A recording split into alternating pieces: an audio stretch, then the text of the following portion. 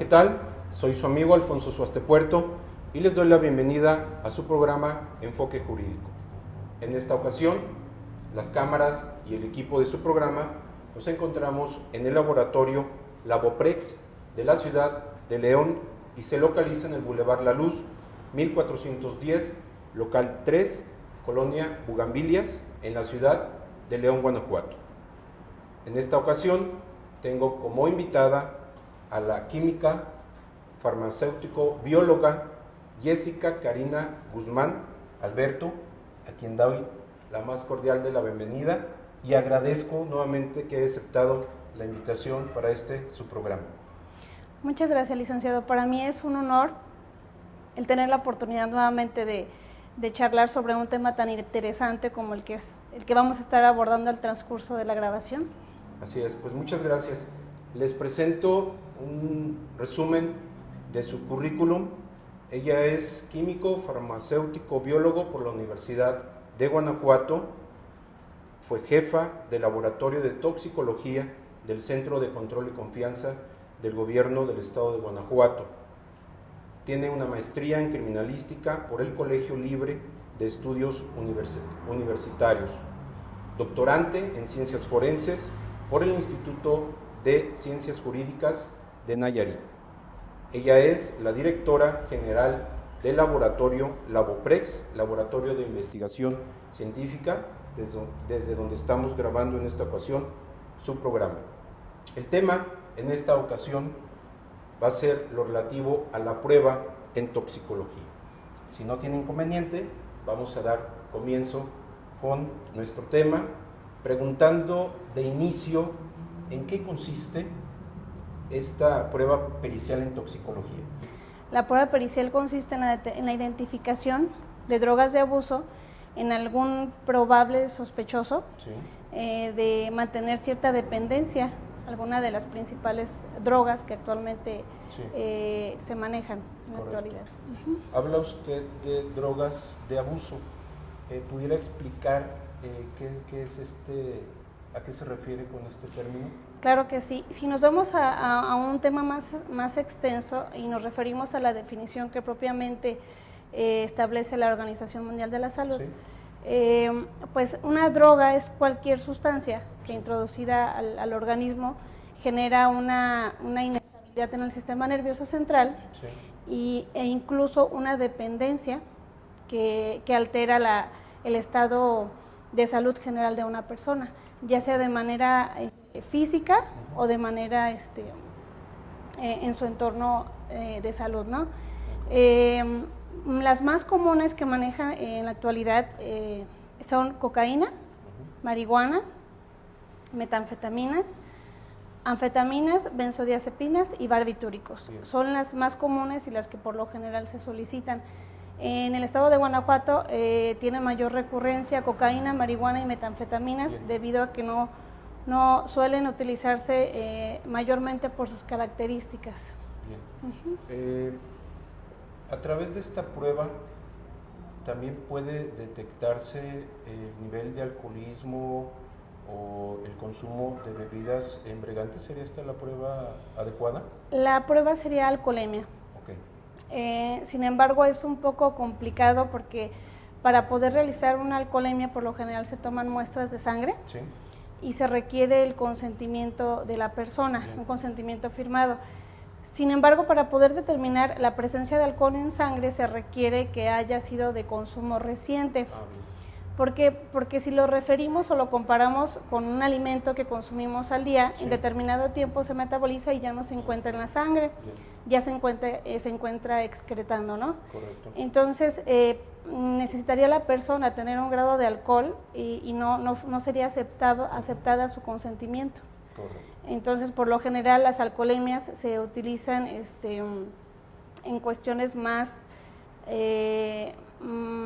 puntuales, como por ejemplo en casos de algún accidente, sí, para algún posible sospechoso, para alguien que falleció, ya cuestiones más de tipo penal. Correcto. Sin embargo, sí se pueden practicar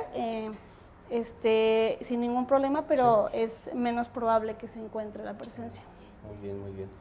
¿Pudiera ahora explicar cuál es la diferencia que se hace en este tipo de prueba en cuanto al análisis cualitativo y confirmatorio? Claro que sí. En cuestión del peritaje ¿Sí? para toxicología, se divide principalmente en dos etapas, Sí. que precisamente la primera es el análisis cualitativo y el segundo es el confirmatorio. Análisis cualitativo se hace mediante un inmunoensayo. Es cualitativo porque únicamente determina la presencia de los metabolitos de la droga que ya se procesó en el organismo. Sin embargo, puede darse que dé un falso positivo. ¿Por qué? Porque existen unos medicamentos que al metabolizarse van a generar estructuras químicas similares a los de las drogas. Entonces puede ser que se dé un resultado positivo. Sin embargo, se esté detectando algún otro fármaco o incluso cafeína. Sí. Muy comúnmente ranitidina nos puede dar falsos positivos. Entonces, ¿qué es lo que pasa? Que en la segunda etapa, se tenga o no se tenga un resultado positivo, debe de llevarse al siguiente nivel, que es la prueba confirmatoria. Esta prueba confirmatoria nos va a dar la posibilidad de establecer ya en cantidades de picogramos, si existe o no la droga de abuso, pero ya detectando exactamente la estructura química de la droga que nos va a permitir observar que se encuentra o no en la muestra. ¿Verdad? Esta técnica se divide en dos. Primero se realiza una extracción en fase sólida que nos va a permitir separar la droga de la matriz, ya sea orina, uñas, cabello, sangre. Ya una vez que se separa, entonces ahora sí se somete al proceso de cromatografía de gases acoplada a espectrometría de masas, en donde van a desplazarse de acuerdo al tamaño, a la carga y demás, y nos va a permitir establecer un cromatograma para analizar si se encuentra o no la presencia de la droga. Correcto. A través de esta prueba es posible determinar el tiempo que una persona tiene consumiendo algún tipo de droga. Lo que se determinaría puntualmente puede ser la cantidad. La cantidad. Comúnmente no se realiza, únicamente se utiliza para confirmar si se encuentra o no. Ya para cuantificar, ya es en casos también un poco más complicados, un poco más concretos, ya en cuestiones penales, pero también resultaría un poco complicado porque la cantidad o el hecho de saber cuándo lo consumió es muy variable. Tanto incluso si se trata de un hombre, de una mujer, si es una persona más gordita, más delgada, dependiendo del tipo de drogas. Hay drogas que tardan en metabolizarse o en desecharse del organismo hasta incluso 36 días. Hay drogas que en 3 horas o en 3 días ya están fuera del organismo. Entonces es muy variable en cuanto desde factores metabólicos, físicos, anatómicos, hasta la característica de la droga de consumo. Correcto. Es importante, es necesaria una supervisión ocular durante la toma de las muestras. Ya nos hablaba usted que puede ser muestra de orina, de pelo, uñas y sangre. Sí, en cuestión de la muestra de orina, el que debe de tomar la muestra es obviamente el acusado, el inculpado, de quien se sospecha la farmacodependencia. Entonces sí es necesaria una supervisión ocular para asegurarse, sobre todo el químico, bueno, en el caso de tratarse de una persona masculina, debe de ser un supervisor ocular, obviamente masculino, e igual manera para el caso de una femenina, ¿no? Pero sí es necesario porque se tiene que garantizar la integridad de la muestra, que no existió alguna actitud que generara alguna adulteración de la misma también.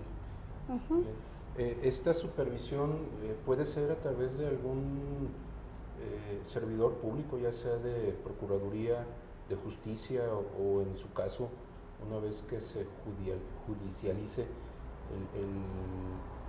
el expediente por personal de algún juzgado? Podría ser. ¿Tienen su personal que realice esta supervisión? Por lo general, en experiencia propia, bueno, se lleva a cabo en los sanitarios del juzgado. El supervisor ocular, si en el caso de una servidora, si se trata de una femenina, una servidora funge como tal, pero si es un masculino tengo mi supervisor ocular, que obviamente también protesta pues mantener en confidencialidad cualquier tipo de detalle. Sin embargo, debe de estar presente también el Ministerio Público, en ocasiones el juez, pero sin embargo, únicamente el supervisor ocular está frente a la persona que va a ser evaluada. El Ministerio Público y el juez se mantienen un poco al margen, pero también presentes en el sanitario. Perfecto.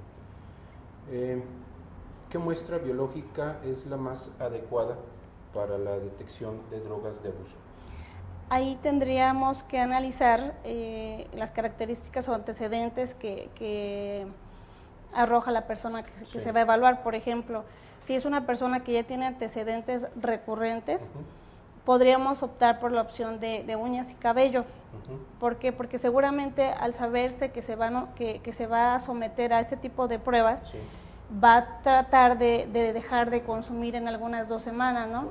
Entonces, por ejemplo, en cabello y en uñas nos permite detectar incluso un mes con anterioridad a que se le haga la evaluación. Sin embargo, por ejemplo, si la persona no está segura si lo hace o no, o si es una cuestión de manera de sorpresa, la más común por sus características es orina. En orina las drogas suelen metabolizarse, incluso hay algunas que en 24 horas se metabolizan, por el caso de las benzodiazepinas de corta duración, pero por ejemplo la cocaína se observa en el transcurso de 3 horas, de 3 días todavía se encuentra. La marihuana es la que comentábamos que incluso tarda hasta 36 días. Entonces sí sería analizar los antecedentes de la persona y saber de qué manera se puede realizar el análisis. Sin embargo, en cuestión de sangre yo no lo recomiendo. ¿Por qué? Porque es el mismo caso que tenemos del alcohol. Tiene que estar la persona bajo los efectos o haberla consumido recientemente para detectarla en sangre. Es decir, que todavía no haya terminado de distribuirse en el torrente sanguíneo y no vaya deshecho, sino todavía estar bajo los efectos. Correcto. ¿Hay alguna manera que pueda haber alguna alteración en alguna de las muestras para el análisis de las drogas de abuso? Sí, de hecho, parte del análisis del peritaje de toxicología de una servidora es precisamente analizar elementos que forman parte de una muestra de orina, por ejemplo, ver su pH, si existen o no nitritos, si existe glutaraldehído, que es algún derivado de productos químicos como jabón de manos, o cloro o alguna presencia que no debería de estar en la orina. Puede ser que la persona incluso trate de alterar la muestra modificando su alimentación con algunos medicamentos diuréticos que ocasionan una dilución de la muestra de orina, lo cual va a disminuir la posible cantidad o el posible metabolito que se encuentre presente. Si modifican su acidez o basicidad dependiendo de la estructura o la característica química de la droga, pueden incluso degradarla. Por eso es que se checa el pH. Si se encuentra un pH muy ácido, muy básico, y la presencia de algún producto químico. Entonces, en el peritaje, la primera etapa es revisar ese tipo de elementos en la orina, esos factores, después se hace la cualitativa y al final la confirmatoria. Entonces, como parte del proceso de la elaboración del peritaje, es descartar primero la posibilidad de alguna adulteración o de alguna alteración en la muestra.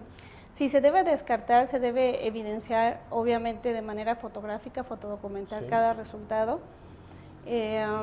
Sin embargo, si se encuentra adulterada o no, de cualquier manera debe de concluirse hasta el final, recurrir hasta la confirmatoria para evidenciar. Igual en la prueba confirmatoria, si se encuentra, por ejemplo, algún derivado químico que es el glutaraldehído, por decir alguno, se puede incluso en la confirmatoria solicitar que se busque algún producto que genere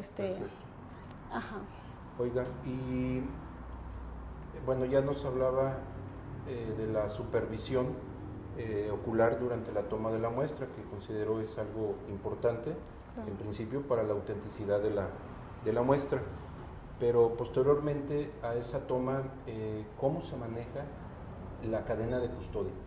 Claro que sí, es un punto muy importante. Cuando se toma la muestra, lo que suelo pedir al evaluado es llenar un frasquito normal de los que se toman para una muestra de orina, llenarlo hasta su límite. Ese mismo frasquito, él y solo él, tiene que repartirlo en total en 3 frascos, de tal manera que sea una muestra de orina única. A cada muestra yo le asigno una letra o la clasifico, de tal manera que la primera muestra, si la llamamos muestra A, se va a someter al primer análisis para detección de adulterantes y la prueba cualitativa. La muestra que podríamos llamar B se somete a la prueba confirmatoria y la que denominaríamos C se queda bajo resguardo en caso de que la persona decida hacer su propio peritaje. Sin embargo, el resultado va a ser el mismo porque recordemos que tenemos una misma muestra. Después de que la persona realiza esta división de la muestra, tiene que identificarla bajo unas etiquetas a manera que rotule totalmente de lado a lado el frasco. Posteriormente se resguarda en una bolsa de seguridad, que son especiales para traslado de evidencia, es decir, son resistentes a cambios de temperatura y también el material es resistente a golpes, caídas fuertes. Se resguardan de manera independiente. Además, cada muestra lleva su cadena de custodia, en total son 3 cadenas de custodia. ¿Por qué? Porque como recordamos hace un momento, cada muestra se trata de manera diferente.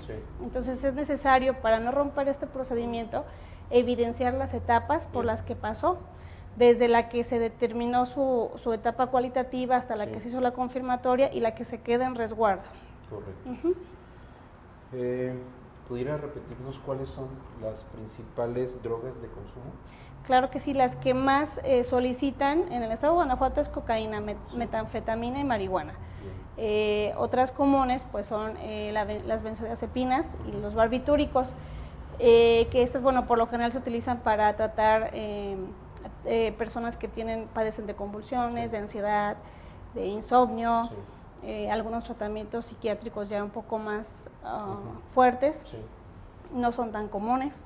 Sin embargo, si hay personas que tienen dependencia y que les generan un comportamiento que puede desencadenar un acto pues malo, ¿no?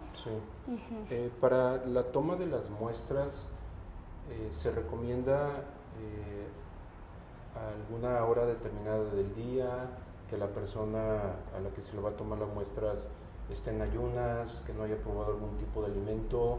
No sé, ¿hay algún tipo de restricciones o de limitaciones para la toma de las muestras? En general, bueno, la muestra que nos proporcionaría una mayor información o seguridad de detectar, pues sería la primera muestra del día, ¿no? La primera orina del día. Sin embargo, es prácticamente imposible porque en cuestiones legales los juicios se retrasan o se reprograman a mediodía, en las 2 de la tarde.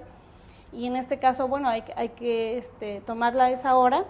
Indistinto, no es necesario que el ayuno ni otra recomendación. Correcto. Y bueno, usted nos hablaba en el caso de la muestra de orina, que se dividía la muestra en 3. ¿Lo mismo pasa con la muestra de pelo o de uñas? Idealmente sí, se debe realizar el mismo procedimiento. Realmente lo único que cambiaría sería la parte de extracción. Es un poco diferente la matriz, por ejemplo, de cabello que de orina, ¿no? De cabello se encuentra en una estructura más compleja y es más difícil llegar a hacer las 2 pruebas, la cualitativa y la confirmatoria, pero sí debe de resguardarse de una manera igual. Sin embargo, en cuestiones de cabello es un poco más agresivo porque se requieren varias muestras. Entonces, para dividirlo en 3 se requiere mucho cabello. Correcto. Sí, en cuestión de las uñas, pues no hay mucho problema porque existe una gran zona de donde podemos tomar. Son muy pocas las ocasiones en las que se ha solicitado. Les soy honesta, por lo general la muestra de orina tiene muchísimas más ventajas, desde su conservación, su manipulación, la toma de muestra, la facilidad como matriz para tener acceso a la droga en caso de que esté presente. Bien. En el caso de la muestra de uñas, ¿cuál tendría mayor elementos que les pueda a usted como perito determinar en este tipo de prueba? ¿De manos o de los pies, o es lo mismo? Sí, es lo mismo. Correcto. Bien, pues ¿cuánto tiempo de haber consumido algún narcótico puede ser detectado en el organismo? Ahí retomaríamos algún comentario que hicimos hace un momento. Depende de varios factores. Por ejemplo, si nos enfocamos en la marihuana, tiene la característica, la propiedad de que se adhiere a las grasas o a los lípidos. Entonces es lipofílica. Lo que pasa es que en personas que tienen sobrepeso tiende a eliminarse de manera más lenta, como si fuera un medicamento de liberación sostenida. Entonces, a pesar de que llevara, por ejemplo, 3 semanas sin consumir, aún sería posible encontrarla en orina. Pero, por ejemplo, si hablamos de cocaína, a los 3 días de haberla consumido ya no la determinaríamos. Para el caso de las benzodiazepinas, por ejemplo, que se dividen en de duración corta, larga y media, pues dependería del tipo de droga que hubiese consumido. También igual dependería de si la persona es hombre, si es mujer, de su metabolismo. Entonces, todas esas consideraciones no es tan factible incluirlas en el peritaje, sin embargo, sí es prudente mencionarlas en caso de que lo soliciten así en audiencia. Correcto. ¿Y cuál es el tiempo aproximado que un perito en toxicología lleva para realizar este tipo de pruebas? Ok, ahorita la prueba cualitativa sí se puede realizar de una manera rápida. La confirmatoria, una servidora la procesa en el Instituto Jalisciense de Ciencias Jurídicas, en Guadalajara. Es una instancia de gobierno, realmente procesa, tiene el servicio particular y tiene el servicio de gobierno, entonces el tiempo estimado es de 3 semanas a 1 mes para realizar la prueba confirmatoria. Sin embargo, se sigue de lleno el protocolo, el procedimiento de cadena de custodia. Ahí también la importancia de que cada muestra tenga de manera individual su formato, su registro, para poder evidenciarlo de manera independiente. ¿Y cuál es el perfil adecuado de un perito en toxicología para llevar a cabo este tipo de pruebas? Afina al área, pues sería un químico farmacéutico biólogo de preferencia. Sin embargo, también el médico considero que puede desarrollarlo. Correcto. Pues le agradezco haber aceptado la invitación. Espero que la información aquí platicada pues sea de utilidad para quienes vean el programa, y pues agradezco las instalaciones aquí de su laboratorio, están desde luego a las órdenes de quienes ven el programa, y no sé si pudiera hacer finalmente una invitación de los servicios que presta su laboratorio. Claro que sí, con todo gusto. En el laboratorio Laboprex se especializa principalmente en análisis relacionados a pruebas de paternidad, ya sea con fines legales o informativos. Para mí es un honor comentar que el laboratorio es actualmente el único en el estado que cuenta con el equipo que se especializa en este tipo de análisis, entonces nos permite no fracturar de ninguna manera la cadena de custodia. Además, contamos con un bufete de peritos en diversas áreas, desde medicina forense, psicología, evaluación, investigación social, las diversas áreas de criminalística como dactiloscopía, grafoscopía, asesoría legal y desde luego lo que nos ocupa en esta ocasión, el área de toxicología. Pues muchas gracias. Al contrario, bueno, gracias. Ya está a sus órdenes la química Jessica Karina Guzmán Alberto. Por mi parte quiero hacer un agradecimiento al Colegio de Abogados de la ciudad de Pénjamo, Guanajuato, por la invitación a un servidor al curso impartido oralidad en materia familiar.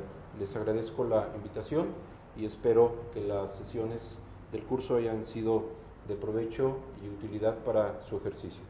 También finalmente quiero hacer una invitación al curso Análisis del Código de Comercio, sus reformas trascendentes y su impacto en la oralidad mercantil, que será impartido por el magistrado José Luis Aranda Galván. Él es magistrado de la 8ª Sala Civil del Supremo Tribunal de Justicia del Estado de Guanajuato, y este curso tendrá verificativo los días 6, 13, 17 y 20 de junio de 2017. Para mayores informes, solicito que revisen la página de Facebook de Barra de Opinión Jurídica y también los teléfonos que aparecen en su pantalla. Por mi parte, les agradezco su atención y los veo en la próxima emisión de su programa Enfoque Jurídico. Muchas gracias.